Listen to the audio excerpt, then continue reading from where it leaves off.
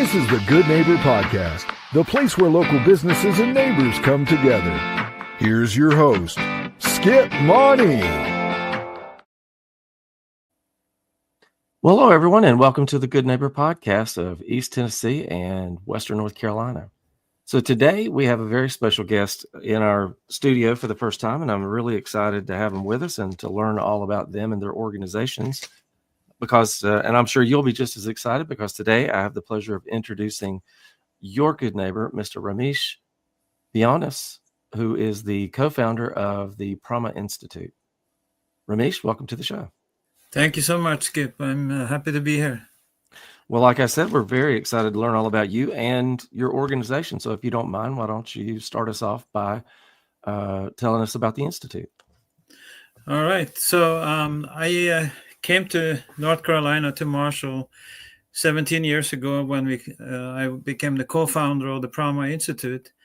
And the Prama Institute is focused on holistic health, meditation, and yoga. And actually, when I came, I had a chronic illness. And I was so happy to be in a less stressful environment. I have had a stressful job, so I was very happy to be in this new job and this new environment. And then about a year into this work, we had a retreat based on juice fasting. And I had tried for several years to cure my illness. And finally, when I did the juice fasting, I was able to cure it. And that experience was so incredible that I decided to study this more. So I went to the Philippines, studied with the teacher, got certified, then came back. And then after another couple of years, we opened the Prama Wellness Center. And so now, since then, I've been the director of the Prama Wellness Center. And doing retreats there. The retreats are basically focused on plant-based nutrition and yoga, meditation, and juice fasting. And over the years that I've been doing that work, I've experienced some incredible transformations in people, people that have transformed their health. The focus that we have is that health is about lifestyle.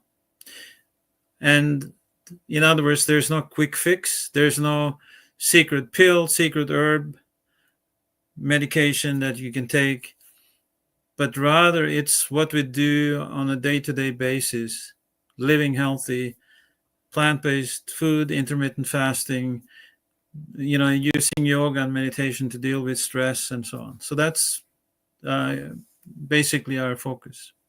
Wow, very interesting. Well, what are some myths or misconceptions in the holistic health industry? Yeah, so regarding the work that I do, I would say there are two main misconceptions about fasting, for example. One that I often hear from nutritionists and doctors, and that is that juices are too sweet. There's too much sugar in the juices. That is absolutely not true for two reasons. One, many of our juices are based on green vegetables, and they don't have much sugar. Second, the calorie intake when you're juice fasting is very low, maybe 600-700 calories per day. And some of that comes from fruit juices, but it's very, very low. So you're basically burning those calories very quickly. And instead, you're detoxing the different organs like the liver, the pancreas, gallbladder, and so on.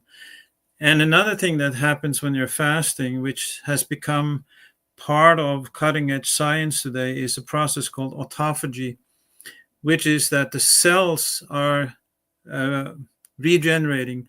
So fasting with juices over several days means that you're actually having a cellular renewal.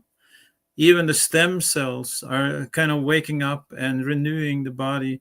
The mitochondria becomes energetic. And also something that is very popular today, which is the production of ketones in the liver. The keto diet is famous for that. Even that is happening during a juice fast. So that's one myth. And the second one is that, so nutritionists and doctors often say, well, you don't get any fibers, and they're saying fibers are important. That is absolutely true. But during a short juice fast, you don't want the fibers because you want the body to digest as easy as possible so that you can focus on the detox. So fasting is only for a short period. You don't need the fibers, and you don't get too much sugar during that period. So how long? Well, I know it's probably variable, but what's a typical juice fast length of time? So we have 2 retreats, 5 days and 10 days. And during the 5-day, we fast for 3 days, and during the 10-day for 6 days. So it depends. But then there are people that have chronic illnesses, heart disease, diabetes, and so on. They may fast a little longer, and generally that takes as long as you're able to cure the illness, basically. Wow. So during that, when you're fasting, you are able to, with this plan, you're able to drink vegetable juices. Yeah. So what we do is we have juice in the morning for breakfast, juice for lunch, and then we do vegetable broth for dinner. So we have 3, meals, so to speak. And then in between, you drink a lot of herbal teas and lemon water and so on. So Very lots good. of liquids during the day. Fascinating. I'm not very familiar with juice fasting, intermittent fasting, and I've done some of that myself. Wow. Well, if outside of work, Ramesh, what do you like to do for fun? Well, we live up here in the mountains, so I like to go hiking. There's beautiful nature here in North Carolina. So that's one thing. We have a big dog. And so we like to take that on walks and hikes, and also gardening. We have a nice vegetable garden. So I love that. And going into Asheville, we live in the country, so going into Asheville, I feel kind of like a farmer in town, so that's very wonderful. That's really wonderful for us. And then traveling, I love traveling. Usually go to Europe almost every year, so I love traveling as well. Very good. Well, and you live in a great place for all the outdoor activities too. So. Yeah, and the people that come here, they can take advantage of that. We have about 120 acres here at our property, and nice hikes and so on. So. Oh wow, very nice. Yeah. So let's switch gears for just a second. Can you describe a hardship or a life challenge that you've overcome, either professionally or personally, and how it made you stronger in the end? Yeah. One thing that I think has helped me a lot is my experience living in India and Nepal when I was young. And I experienced poverty, extreme poverty, and I also had an illness at that time. I almost died. And so those 2 experiences has really shaped me, and I think has given me a deeper sense of empathy for people that are struggling and need help.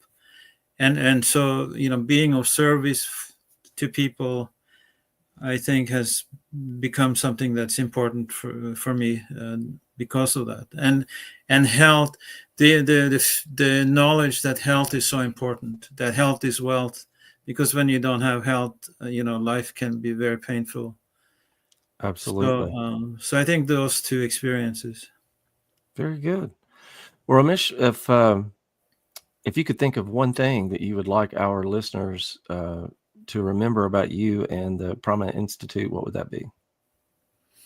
Well, I think that the Prama Institute is a place for people that are interested in alternative lifestyle, alternative healing.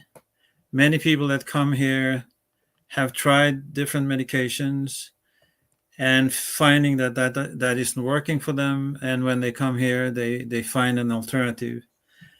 And we welcome people to come and try. And even if it's just to come and de-stress and reset, it's a wonderful place for that. You don't have to have a chronic illness to come here. It's for healthy people too that want to relax and have a good time.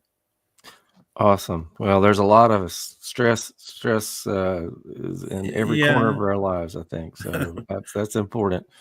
Right.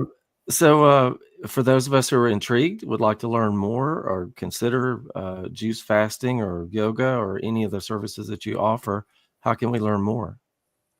Yeah, so the easiest would be to go on our website, which is prama.org, Prama, not prana, but Prama with an M.org, prama.org. And there you can learn more about what we do and upcoming retreats and also a little bit about myself. Very good. We will check that out. And that is .org, not .com. .org, yeah. .org. Very good. Yeah. Ramesh, I really appreciate you being on the show and taking time out of your busy schedule to tell us all about you and the Institute and all the wonderful things you're doing. Thank you for what you do for the community, and wish you and your family and your practice all the best moving forward.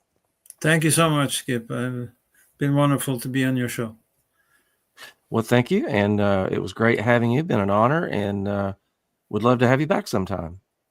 All right. I'm looking forward to that. All right. Thanks so much. You have a great day. Thank you for listening to the Good Neighbor Podcast. To nominate your favorite local businesses to be featured on the show, go to gnptri-cities.com. That's gnptri-cities.com or call 423-719-5873.